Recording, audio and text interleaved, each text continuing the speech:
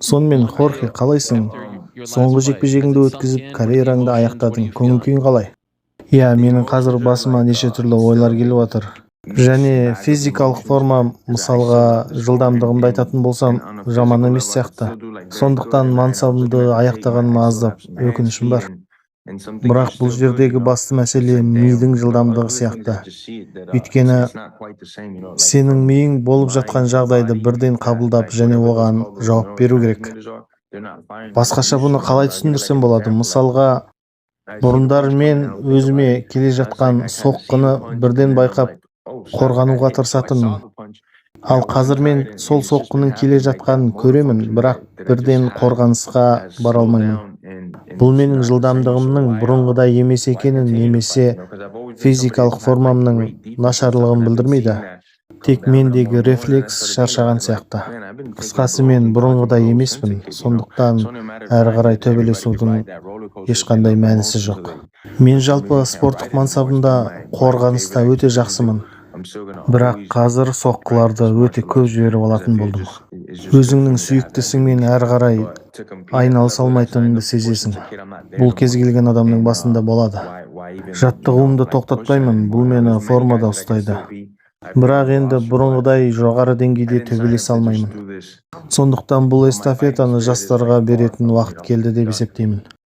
Өзің білесің, қазір UFC-ден кеткен спортшылар ертең күні бокста немесе басқа да спорт түрлерінде бой көрсетіп жатады.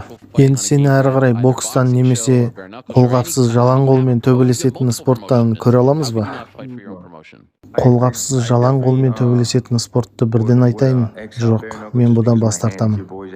20 жыл спортта жүрген уақытымда менің мына жұдырығым бәрін көрді десем болады. Гипспен де жүрген кездерім болды, сондықтан мен бұны қайталағым келмейді. ММА-да да жекпе-жек өткізбейтін шығармын. Енді бокста өзімді байқап көруді әрдайым қалаймын, бірақ жақын уақытта емес. Болашақта қалай болатынын білмеймін. 2 жыл немесе 3 жыл дегендей. Маған қазіргі уақытта UFC-ден рұқсат алу керек, өйткені менде әлі олармен келісім шарт бар. Бірақ ақылға сыймайтын керемет бір ұсыныстар болып жатса, мен ойланатын шығармын.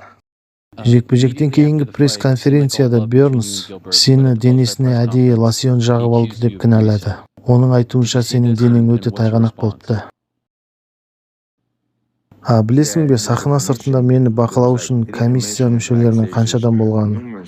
Ресми 3 адамды қоспағанда. Және ол жерде USADA да болды. Мен осы уақытқа дейін ешқашан бірде-бір рет арамдықпен ұсталып көрген емеспін. Мүмкін мен ең тайғанақ бірінші адам шығармын оның өмірінде кездескен.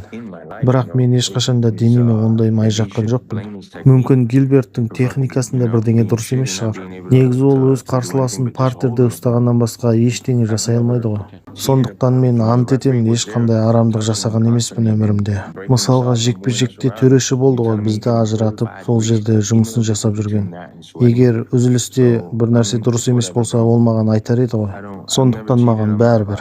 Арамдық жасау былай тұрсын, ол туралы ойлағанда емеспін. 50 жекпе-жек өткізсем де ешқашан маған ескерту жасап, ұпайымды алып тастаған жағдай болған емес. Бұл сені ашуландыра ма? Әрине, өйткені мен осы уақытқа дейін әділетті және таза төбелестім. Ешқашан ештеңе қабылдаған емеспін. Тіпті салмақ жасай алмаған кездерім де болған жоқ. Сондықтан бұл сияқтыларды жеңу үшін маған ештеңенің керегі жоқ.